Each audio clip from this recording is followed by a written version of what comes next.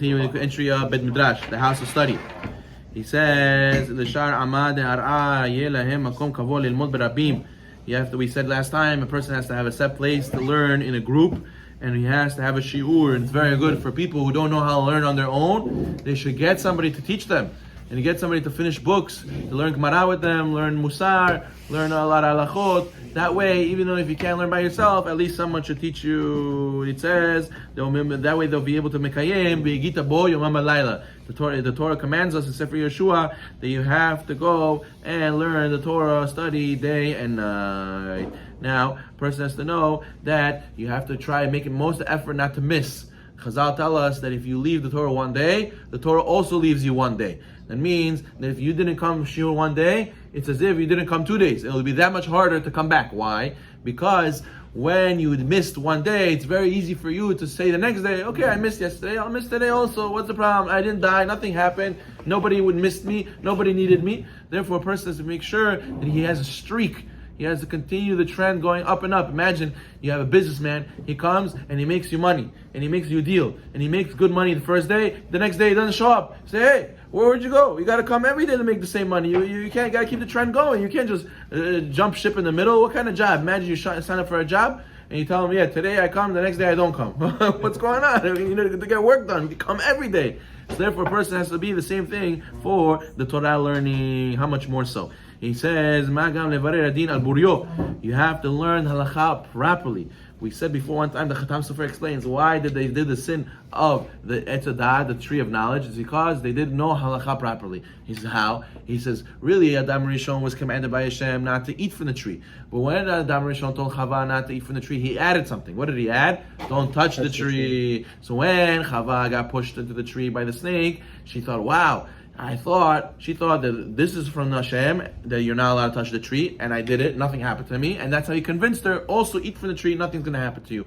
But if she would have known that really Hashem commanded, don't eat, Adam Rishon added, don't touch, this is the right, this is the Rabbanan, she wouldn't have made that mistake, that she would have thought, oh, just like this, nothing happened to me, this also nothing happened to me. So you see, from not knowing halacha, what's the right of the Rabbanan, ended up being the sin of the tree of knowledge. Therefore, you see, a person has to make sure to know halacha.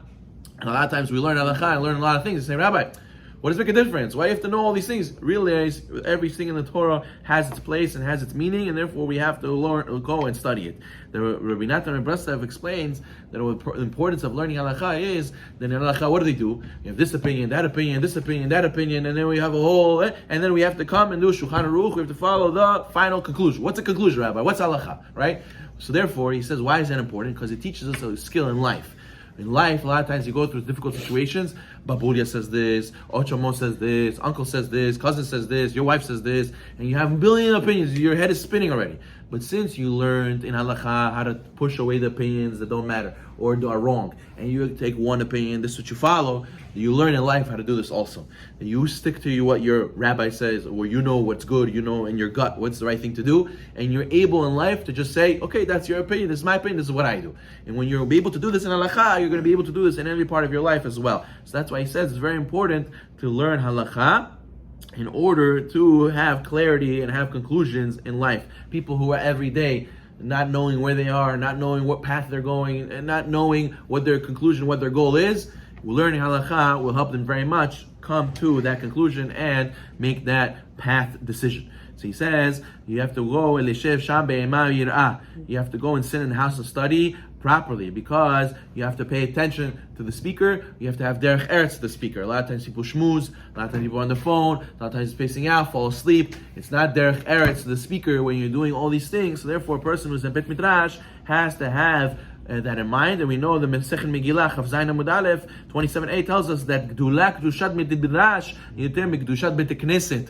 The house of study's holiness is a higher level than the shul's holiness. So therefore, a person has to treat the house of study on even more higher level. So therefore, there's no room for making dirty jokes or making going and acting inappropriately. If he doesn't act that way in the shul, how much more so in the house of study? Baruch